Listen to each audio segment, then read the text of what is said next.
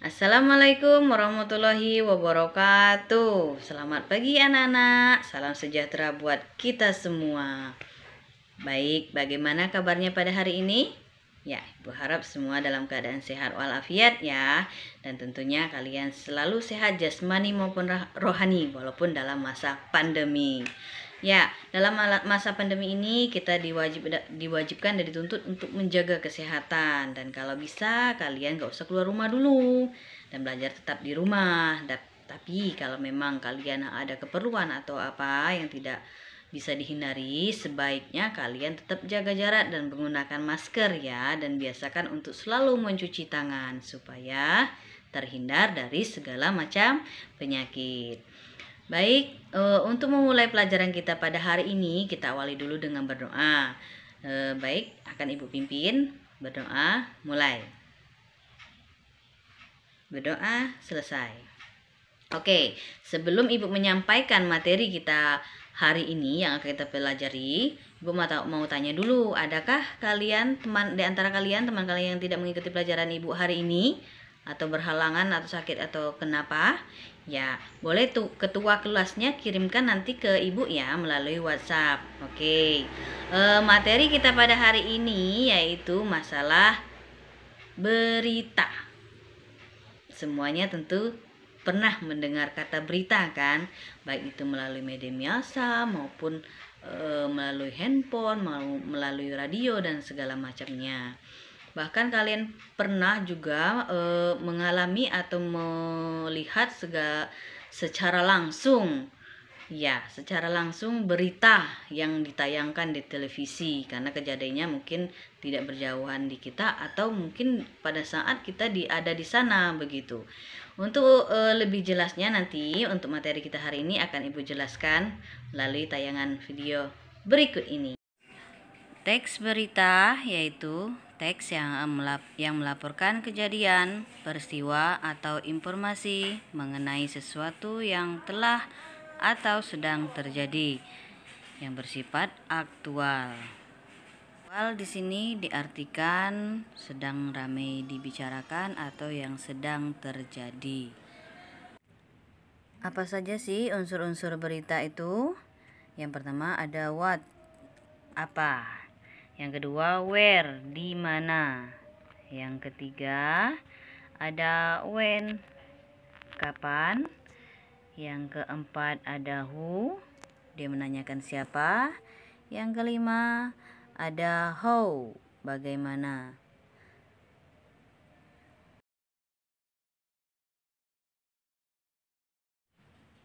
Dalam bahasa Inggris, unsur-unsur tersebut dikenal dengan 5W plus 1H. Sedangkan dalam bahasa Indonesia dikenal dengan istilah adik simbah yang merupakan akronim dari apa, di mana, kapan, siapa, mengapa, dan bagaimana. Struktur teks berita.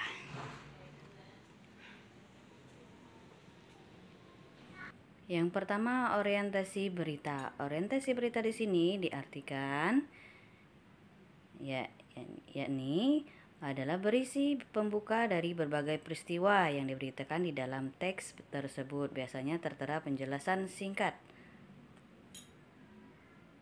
Yang kedua yaitu peristiwa, di mana peristiwa di sini menjelaskan berisi tentang proses kejadian dari awal sampai akhir berdasarkan peristiwa yang terjadi serta dijelaskan berdasarkan fakta yang ada.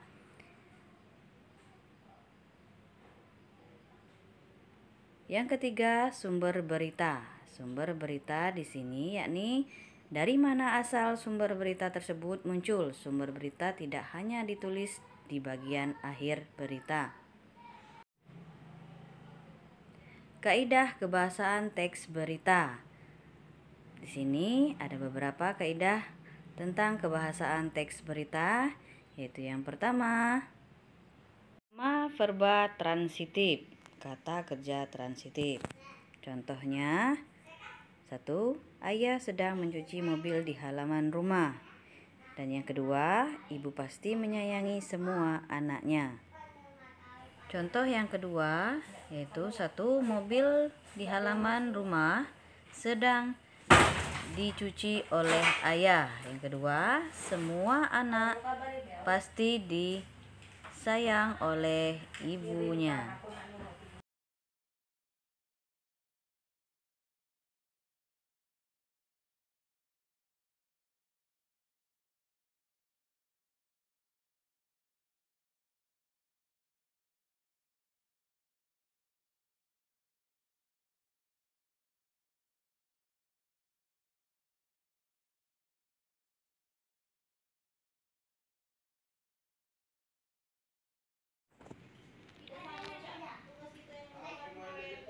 Yang kedua yaitu perba pewarta. Perba pewarta adalah suatu kata yang digunakan untuk mengidentifikasi adanya percakapan. Contohnya yaitu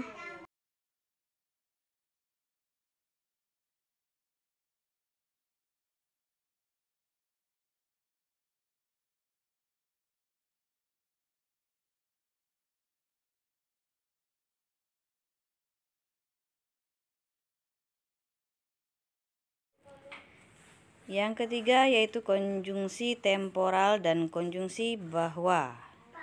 Bisa dilihat di sini ya penjelasannya.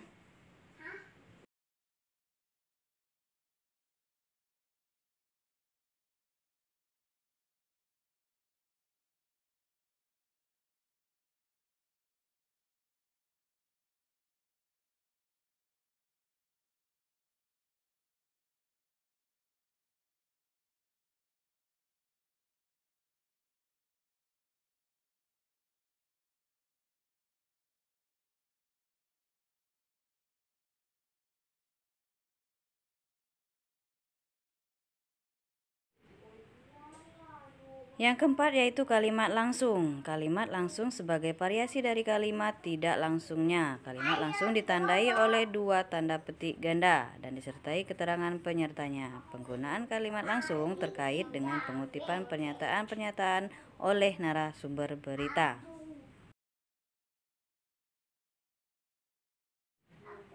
Yang kelima yaitu penggunaan fungsi keterangan waktu dan tempat. Penggunaan fungsi keterangan waktu dan tempat sebagai konsekuensi dari perlunya kelengkapan suatu berita yang mencangkup unsur kapan dan di mana. Contoh, 1.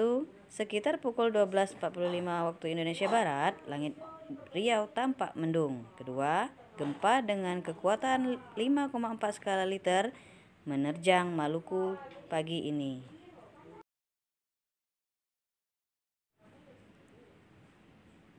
Dan yang terakhir yaitu yang keenam, penggunaan bahasa baku.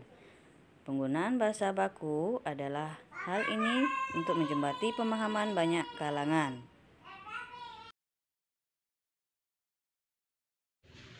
Bagaimana materi kita pada hari ini? Semuanya bisa dimengerti ya? Kalau memang ada yang belum mengerti atau belum dipahami, boleh kalian tanyakan dengan Ibu melalui WhatsApp grup. Jadi akan Ibu jelaskan di sana. Untuk evaluasi atau latihan-latihan, Ibu harap kalian kerjakan dengan baik dan dikumpul tepat waktu. Ibu kasih waktunya sampai besok pagi. Boleh dikirim melalui foto, dikirimkan dengan WhatsApp Ibu, ataupun kalian titip sama teman kalau ada yang mau ke sekolah, nanti biar Ibu ambil di sana. Mungkin itu saja materi kita pada hari ini. Lebih dan kurang Ibu mohon maaf. Ibu akhiri. Wassalamualaikum warahmatullahi wabarakatuh.